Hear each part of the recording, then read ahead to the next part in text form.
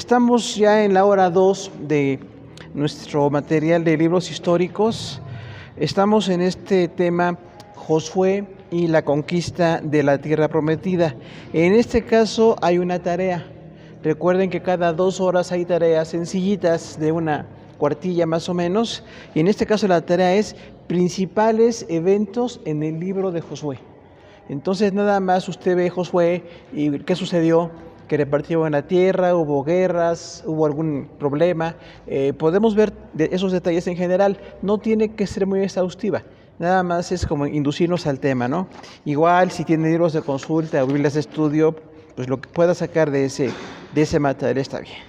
Entonces ya en la hora 2 de históricos tenemos en primer lugar en el capítulo 1, versículos 1 al 18, preparativos para la conquista.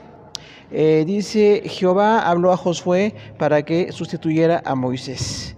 Inciso B, el Señor les entregó un amplio territorio. C, Dios prometió que nadie podría hacer frente a Josué, pero debía ser esforzado y valiente. D, el libro de la ley nunca se apartaría de la boca de Josué, indispensable el esfuerzo y valor. Dios estaría con Josué. Inciso E, Josué indicó a los oficiales del pueblo que estuvieran preparados. F, los rubenitas y gaditas y la media tribu de Manasés debían ser parte del ejército. Y G, los oficiales del pueblo se comprometieron para seguir a Josué. Como siempre vemos el texto, todo lo que dice, en este caso el capítulo 1 de Josué, pero tenemos que ver los detalles que sucedieron y luego cómo lo aplicamos a nuestra vida. Si nada más vemos el contexto bíblico, queda incompleto, porque siempre tenemos que ver cómo eso lo aplicamos en nuestro caso. Y hay muchos asuntos espirituales y de ministerio que vemos en Josué.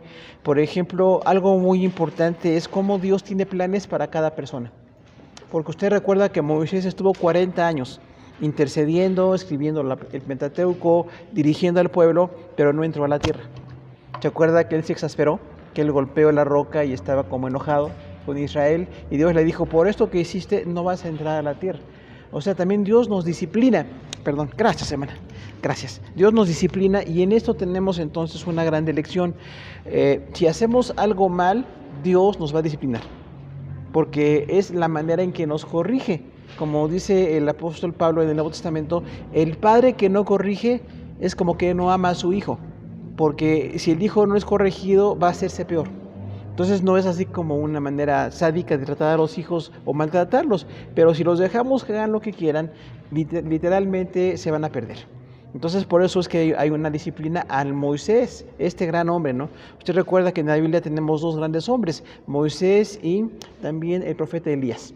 Moisés como representante de la ley y Elías de los profetas. Y los judíos dicen así, la ley y los profetas, literalmente, ¿no? Los 2 más importantes. Entonces, el más importante de la ley, que es Josué, que es Moisés, aún así Dios lo disciplinó. Y Dios le corrigió porque tuvo esa exasperación, ¿no? Ahora, algo bonito también es cómo Dios tiene continuidad en su obra. La obra de Dios no tiene por qué detenerse. Porque hay quienes piensan que si muere un líder o un misionero, un pastor o alguien que está en la iglesia, la cosa se detiene. Y no pasa así, hermano. Dios siempre tiene gente para sustituirnos a nosotros. Cuando no estemos, Dios pondrá gente perfecta en su obra. Porque Moisés parecía insustituible, ¿no? Imagínense la preparación que tenía, la dedicación que tenía, y sin embargo Josué, que era militar, que no tenía el perfil así de mucho de la palabra de Dios, aprendió a darle continuidad a la obra.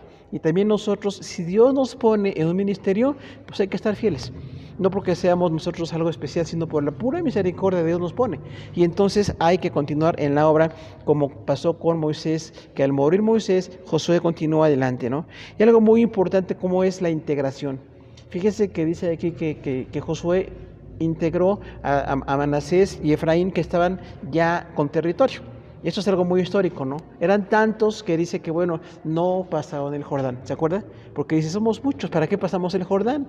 Y con Moisés tuvieron el acuerdo y les dijo Moisés, bueno, no van a pasar el Jordán, dejen a sus mujeres y niños ya habitando sus casas, pero los hombres tienen que venir a la guerra, porque era parte del ejército judío, ¿no? Entonces, ahí vemos como detalles. Dios nos llama de manera diferente. No todos somos iguales.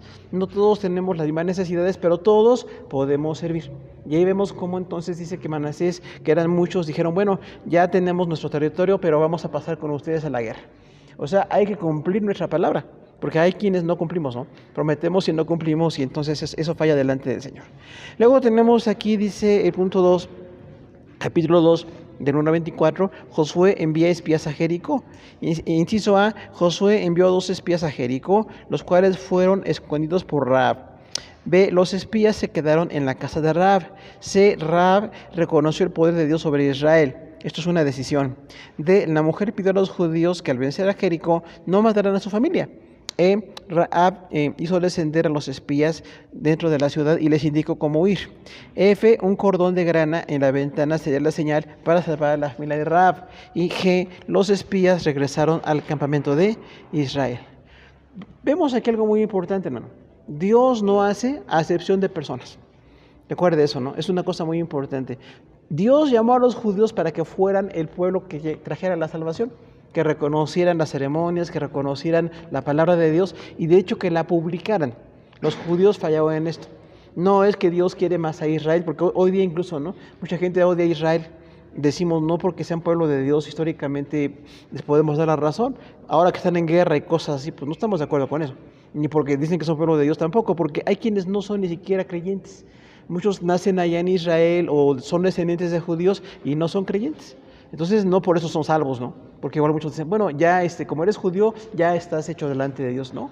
Es una decisión personal y si no toman la decisión, no están en Cristo. Entonces tienen que ser como regenerados por la obra de Dios, ¿no? En la salvación. Ahora tenemos aquí cómo Dios usó a una prostituta. La palabra prostituta nos parece muy fuerte, ¿no? Porque decimos, bueno, hay un pecado en su vida, necesidades, hay mucha crítica. Aunque realmente muchas veces la prostitución tiene gente que son víctimas de muchas formas de abuso. Entonces dice aquí que, bueno, ella era una prostituta religiosa. Decían que tenían dioses a los cuales adoraban con relaciones sexuales. Imagínense nada más, ¿no? Decían ellos, bueno, somos de tal dios, alcohol, vicio y sexo. Entonces eso se llama prostitución religiosa. Y ella era así, tenía ese problema de estar como en una cuestión inmoral, pero ella tomó una decisión. Y la decisión fue seguir a Dios. Y algo muy bonito, ella es del linaje de Jesús, ¿sabe? Porque dice la palabra de Dios que ella es abuela de Booz. Y después de Booz viene Obed, de Obed viene todo el linaje hasta Jesús. O sea que ella llegó a ser de la familia de Jesús, literalmente, ¿no? Entonces, ¿cómo Dios cambia nuestro corazón? Por una decisión. Ella pudo seguir igual, ¿no? Con su religión y con su forma de vida, pero cambió. Y en su cambio viene una grande bendición. Todos conocemos que entonces Josué mandó unos espías a Jericó. Iban a conquistar Jericó. Jericó estaba amurallada, como muchas ciudades, ¿no? Por eso los muros cayeron después, cuando Dios permitió que cayeran. Pero en su momento no podían pasar los judíos. Estaban así como a la expectativa, ¿no? Y dice aquí que, bueno, entonces cuando llegan los espías, entran a la ciudad y ven en el muro, la gente más pobre estaba en los muros, y ahí en el muro estaba esta mujer. Y ella les dijo, yo los ayudo porque veo que Dios está con ustedes. Entonces, esa es la decisión. No la condición de prostitución, no la condición moral, sino la decisión de seguir a Dios. Y ella decidió seguir a Dios y fue tan fiel a las cosas de Dios que dijo, yo los protejo aquí en mi casa. Y dice que bueno, como el rey de Jericó sabía que estaban los espías, buscó en el muro y dijeron, aquí están aquí los espías judíos, y les dijo ella que no. Dijo, aquí no están, y los escondió. ¿Se acuerdan? Entonces dice, no, aquí no hay nadie. Vinieron y se fueron. Dije, bueno, ¿dónde están? Pues se fueron por allá. O sea que hasta mintió, ¿no? Y se fueron y fueron a buscarlos y nunca los encontraron. Pero esa mujer los escondió y al día siguiente los sacó y dijo, salgan temprano antes de que los guardias los vean y váyanse. E incluso les dijo, ¿por dónde? Les dijo, váyanse por ese lugar, porque ella conocía el lugar y ahí ayudó a los judíos, ¿no? Y dice, nada más quiero algo como, pues, recompensa por mi fe, denme la vida de mi familia. Qué bonito, ¿no? O sea, además era generosa, amaba a su familia, y dice que entonces le dijeron, bueno, tienes que amarrar un cordón rojo, cordón de grana, ¿no? Sí, en tu ventana, y con ese cordón rojo yo voy a saber cuando invadamos a Jericó que no vamos a tocar a la gente de esa casa. Y eso es muy bonito, ¿no? Porque ella dice que trajo a su familia y los protegió cuando los judíos llegaron y sí vencieron. Recuerda que los muros cayeron y Jericó cayó. Entonces dice ahí que ella, bueno, dijo nada más cumplen su promesa y se fue con los judíos. Qué importante es el cambio que Dios hace, ¿no? A lo mejor no todos hemos estado en la prostitución o algo, pero estamos en el pecado. Todos venimos de un mundo muy pecaminoso, cosas tremendas, y gracias a Dios que vino el cambio. Cuando Jesús llegó a nuestra vida, cambió nuestra vida, ¿no? Tenemos el punto 3, el paso del Jordán, capítulo 3. Inciso A, los israelitas partieron de Sittim y esperaron 3 días. Los oficiales indicaron al pueblo que siguiera el arca del pacto. C, Josué indicó al pueblo que se santificara, pues Jehová haría maravillas. D, el líder de Israel habló a los sacerdotes para que tomaran el arca del pacto.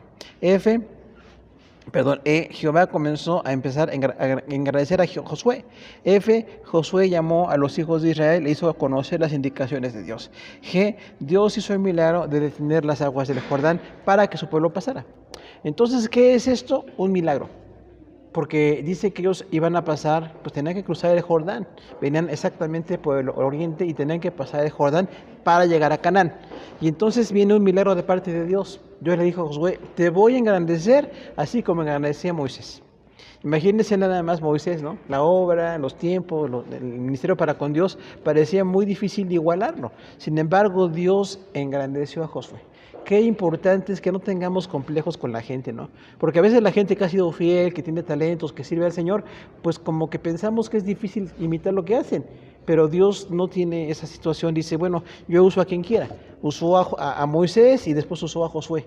Y en el caso de Josué dice que lo empezó a engrandecer delante de Israel. Y dice una cosa muy bonita aquí, que Josué era fiel en las cosas de Dios. Él era un militar. Estaba dedicado más al ejército, pero ahora dejó el ejército para dedicarse a dirigir al pueblo.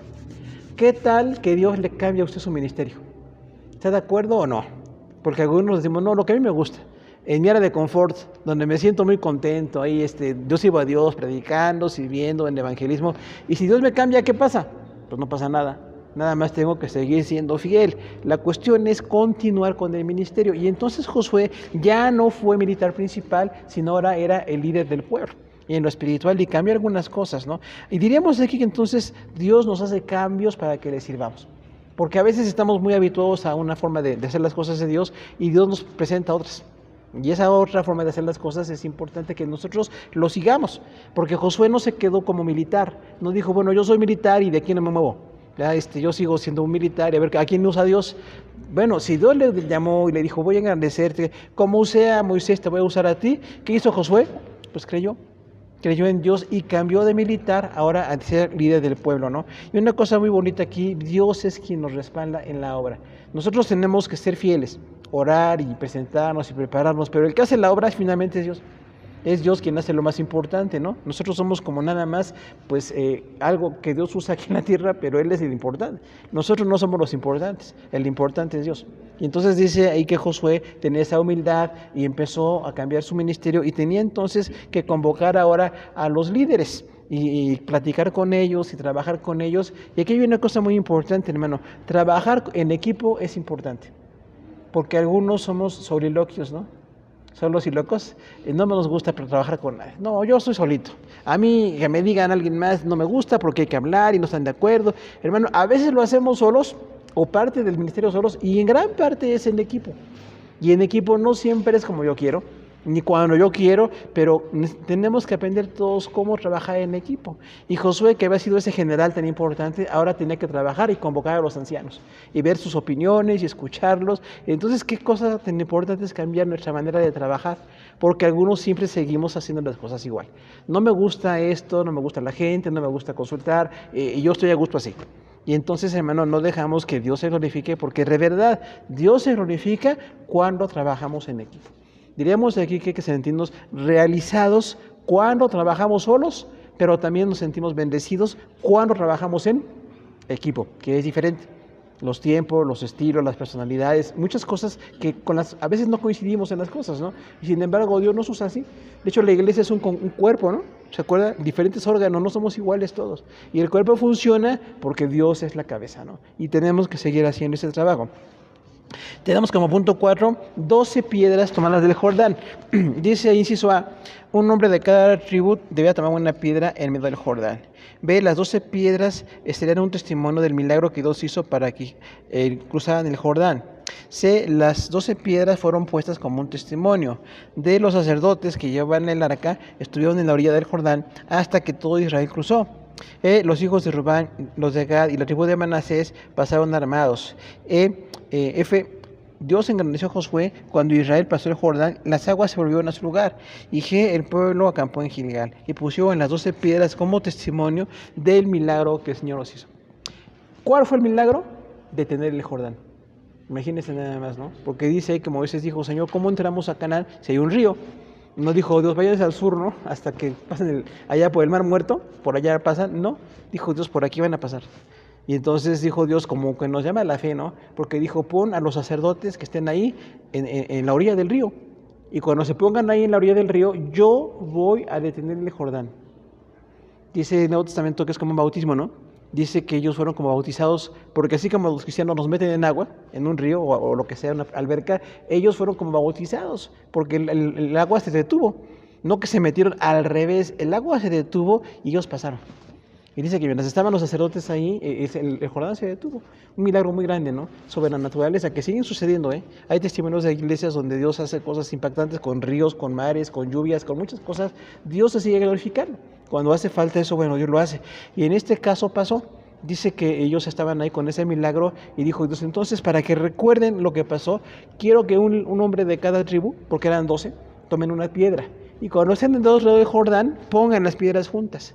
Eso se llama majano. ¿Se acuerda qué es un majano? Es un muro, es un monumento de piedras. Y ellos decían ahí para que se acuerden cómo milagrosamente pasaron el Jordán. O sea, a veces hay que acordarnos los milagros que Dios hizo. Porque no sé, como que luego se nos olvida, ¿no? Decimos, ay, pues yo no he hecho nada, Dios no ha hecho nada conmigo, como que mi vida no ha sido de milagros, no he sido así provisto, ¿no? Y hay que acordarnos, seguramente sí.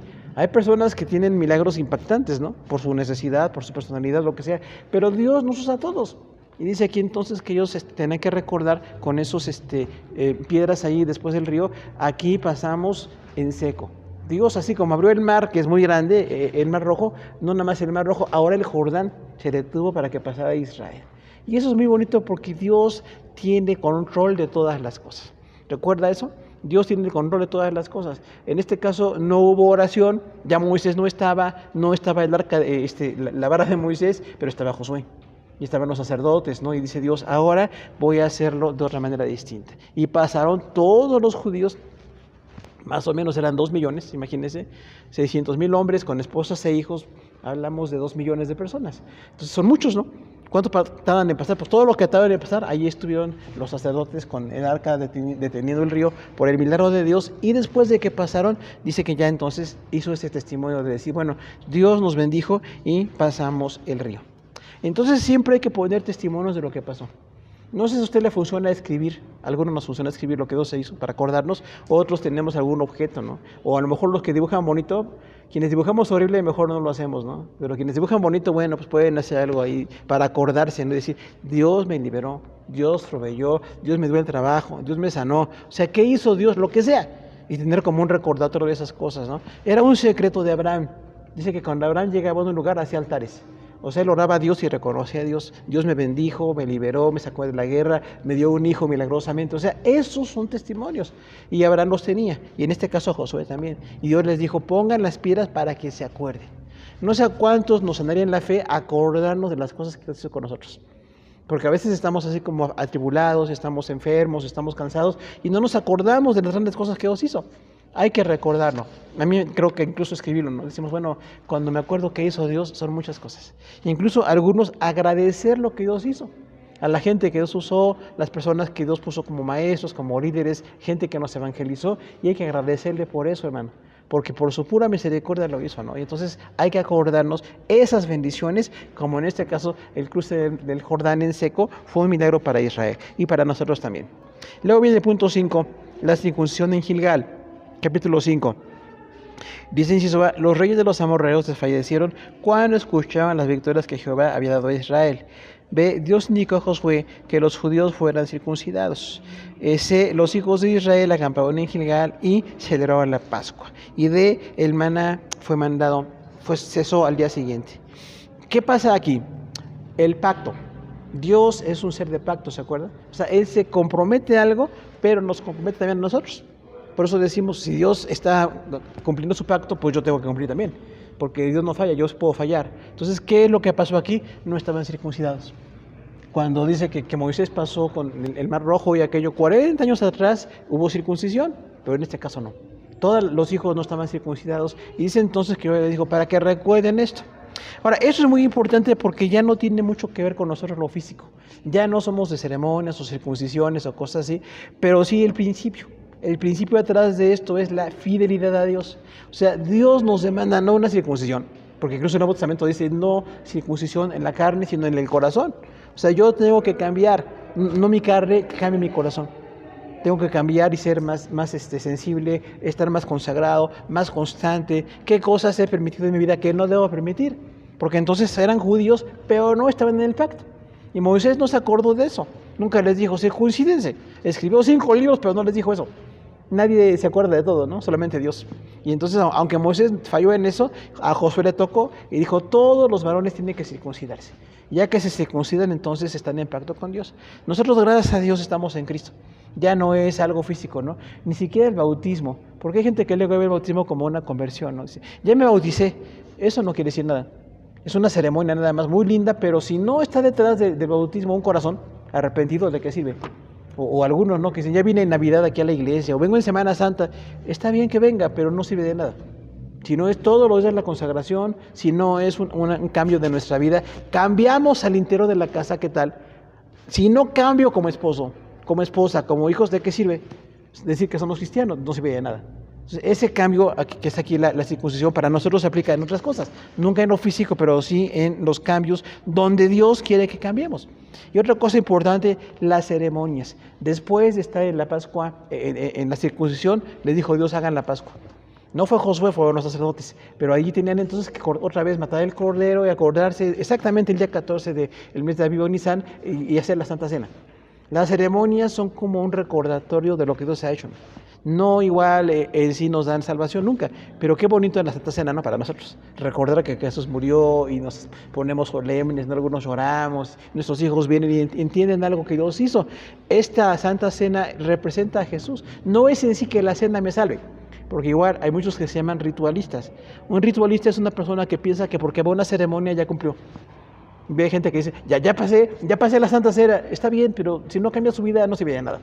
O igual ya me bauticé, ya me casé, está bien todo eso, pero si no hay una vida cambiada, no sirve de nada los ritos, ¿no? Porque hay un sector muy fuerte de ritualista en la iglesia cristiana, que porque ya fueron de Santa Cena, se bautizaron, o leen su Biblia, ¿no? O hacen algo, creen que ya cumplen. Y no es así, hermano, es una vida transformada. Ahí la Pascua representaba otra vez que Dios los liberó desde Moisés, ¿no? Los liberó de Egipto y les da la salvación. Y luego otra cosa muy importante aquí, la provisión precisa de Dios. ¿Se acuerda que el maná?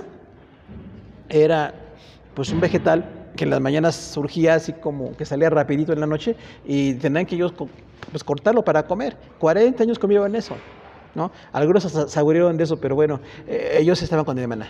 Y dice aquí, bueno, cuando Josué entró a Gilgal, ya no estaban en el desierto, al día siguiente cesó el maná, porque ya tenían donde comer.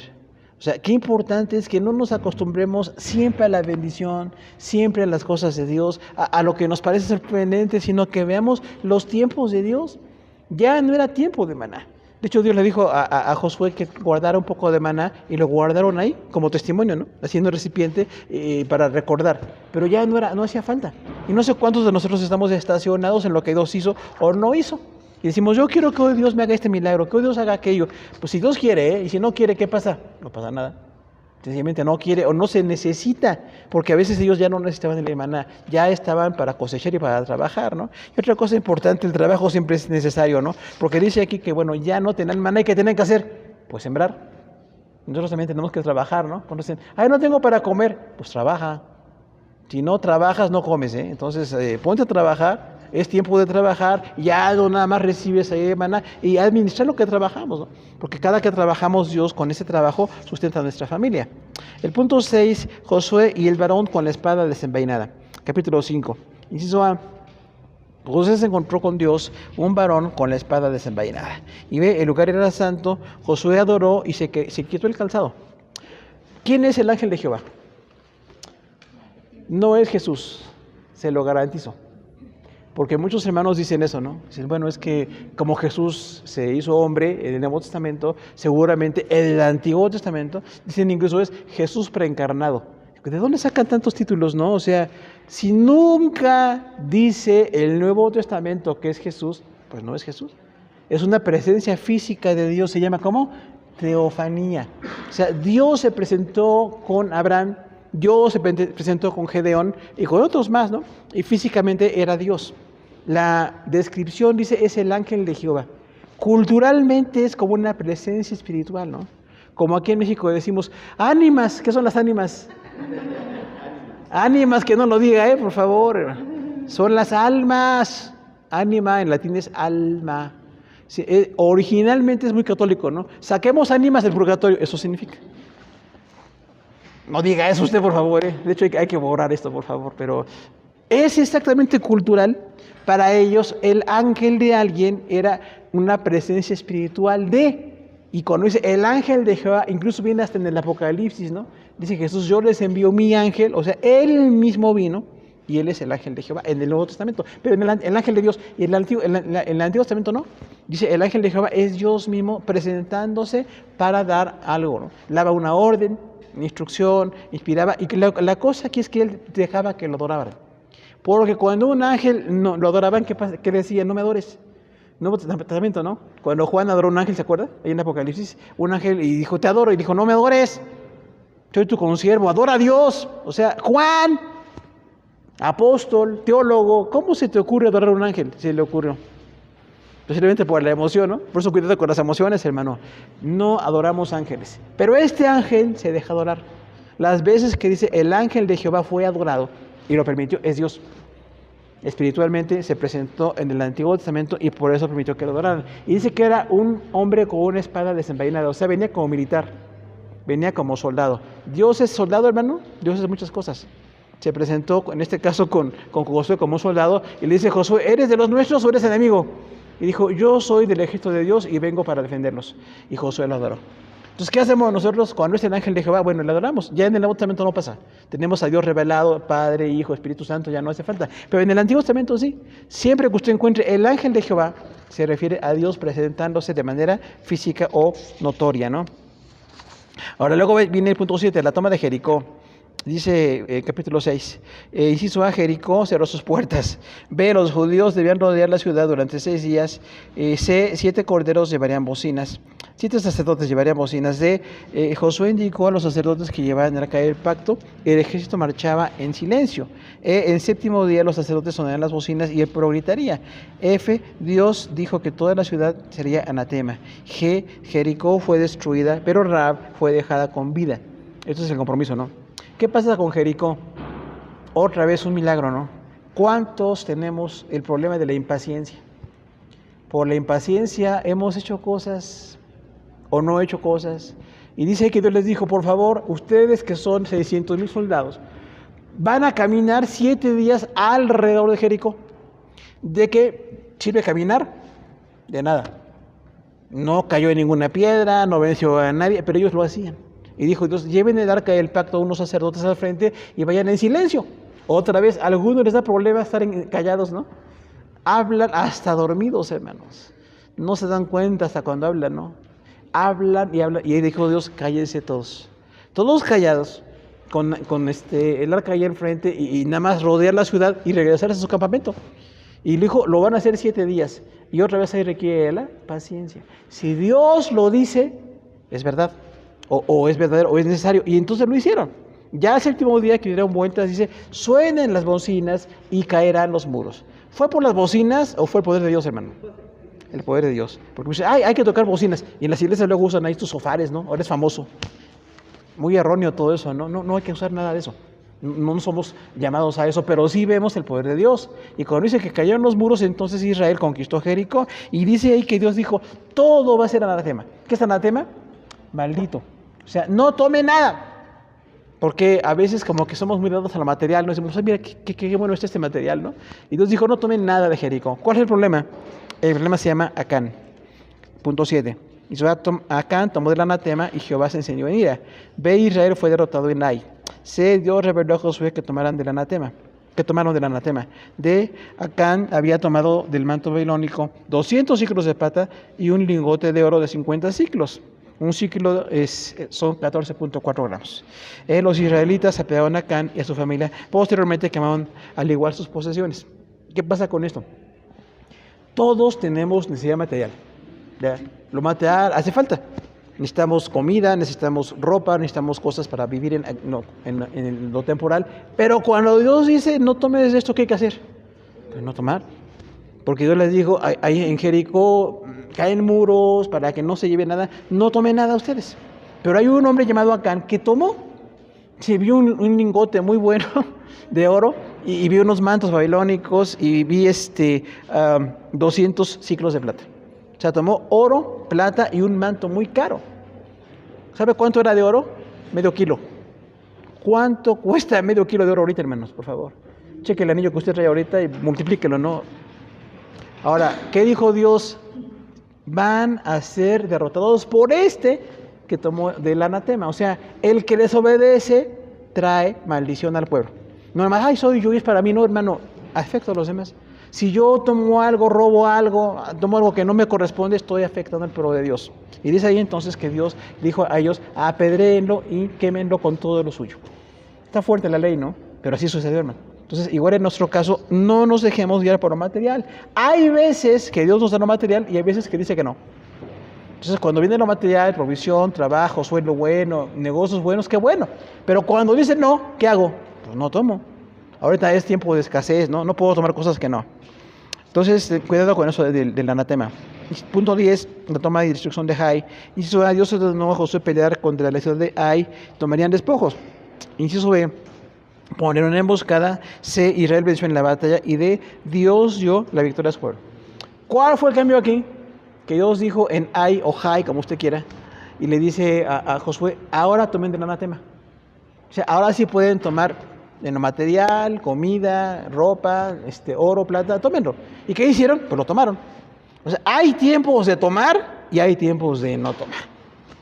Fue lo que le dijo Eliseo a Giezi, ¿se acuerda? Dijo, no es tiempo de que tengamos riqueza ahorita, si Israel está padeciendo mucho, pero hay gente que siempre quiere lo material. Cuidado con eso. Entonces ahí tenemos esa instrucción, ¿no? Luego viene inciso, punto 10, lectura de la ley en el monte Ebal. ¿Cuál fue aquí la enseñanza? Capítulo 8. La enseñanza es, hermano, la palabra de Dios. Josué no escribió la ley. Josué no era muy espiritual en la cuestión de oración y eso, pero aprendió. Y dice aquí que escribió la ley en piedras. ¿Cuántas piedras se requieren para escribir el Pentateuco? Yo creo que cientos, hermano. Y dice ahí, Josué escribió la ley en piedras. Así dice. O sea, se tardó en escribir. Él escribió, no conocía mucho, pero aprendió con eso. ¿Qué hizo? Apegarse a la palabra de Dios. ¿Qué aprendemos nosotros? Apegarnos a la palabra de Dios. Lea todos los días. Día que usted no lee ya perdió, Estamos ocupados y todo, pero si no leemos la palabra nos morimos, porque es nuestro alimento espiritual. Así como en lo físico nos interesa la alimentación y todo, ¿qué tal en lo espiritual? Pues leer la palabra, ¿no? Por lo menos leerla, estudiarla, meditarla, estar en las cosas de Dios, estar en las cosas de Dios siempre, ¿no? Luego vienen los gabaonitas, punto 10. ¿Quiénes son los gabaonitas? Pues son unos mentirosos. Porque dice que venían de muy cerca, ¿se acuerda? Pero engañaban a Josué. Se pusieron ropa como muy vieja, pan mohoso, y llegaron con Josué y dijeron, Josué, no nos mates a nosotros, por favor, porque venimos de lejos. Dirán, no te afectamos. ¿Qué hizo Josué? Pues no consultó a Dios. Porque si hubiera consultado, Dios le dice, ¿no? Son tus enemigos. Y Josué no consultó. Por eso cuidado con no orar, con no consultar. Hay que orar por todo, consultar por todo, hermano. No es exageración. Y cuando los gabonitas se dieron cuenta, los judíos que eran de cerquita, pues no los mataron. Pero dice que los hicieron aguadores, ¿no? Literalmente, leñadores. O sea, no acabaron con este pueblo porque no consultaron a Dios. Es importantísimo que en todo lo que hacemos consultemos a Dios. Por sencillo que parezca, ¿no? Es importantísimo. Y luego viene la derrota de los amorreos, el punto 10. Los amorreos son varias tribus. Ya por tiempo no vamos a leerlo, usted lo tiene ahí escrito, pero dice que derrotaron a 36 naciones. Con Josué derribaron a 36 naciones. Naciones pequeñas, naciones grandes, derrotaron porque estaban en las cosas de Dios. O sea que nuestra victoria depende de las cosas de Dios, ¿no? Y luego dice, derrota de la alianza de Javín. Punto 13. ¿Quién es Javín? Es un rey amorreo que se alió con otros para enfrentar a los judíos. O sea, como que le complicó a los judíos. Para ellos, ciudad por ciudad estaba bien, pero estos salieron varios. Y aunque se aliaron, Dios le dio la victoria a Israel. Dice que Dios le dio la victoria a Josué porque confió en Dios. Y este rey Javín, cananeo, con otros reyes venían y estaban contra los judíos y los judíos pudieron defenderse. Por eso, si alguien viene muy amenazante, no le tenga miedo. Porque si Dios le permite, nos puede hacer daño. Y si no le permite, pues no nos hace daño, porque Dios tiene todo bajo su control. Entonces, cuidado con estas alianzas. Mucha gente luego piensa en esas cosas. Me están haciendo mal y una brujería, mal de ojo. Mal de ojo, póngase una colirio. El último tema, Josué se apodera de la tierra, capítulo 11. Y se dice, Josué tomó el Negev, Gosén, los llanos, el Arabá, las montañas de Israel, sus valles, desde el monte Alac hasta Valgad y la llanura del Líbano. B, no hizo pasar ninguna paz con ninguna ciudad, destruyó a los anaseos de Bir, Anab, Gaza, Gad y Asdod. O sea, acabó con ciudades. ¿Quiénes son los anaseos? Son gigantes, hijos de Anac. Anac, al que mató David más adelante, era una tribu con gigantes, y dice aquí entonces los anaseos. O sea, Josué enfrentó gigantes. Así que parecía difícil de vencer, y lo enfrentaron. ¿Por qué? Porque estaban fieles con Dios. Y en nuestro caso también hay gigantes que parece que se oponen a las cosas de Dios, pero si estamos fieles, podemos vencer, hermano. Entonces decimos, aunque algo me parezca muy difícil, si estoy con Dios, puedo vencer. Lo malo es cuando yo no estoy con Dios. Si me aparto de Dios, dejo de ser fiel, entonces pierdo esas bendiciones. Pues terminamos la hora 2, hermanos, porque realmente ya estamos por acabar esto. Y bueno, hubo gente que derrotó a Moisés, dice ahí, y fueron otros por Josué. Moisés hizo una parte de la guerra pequeñita y después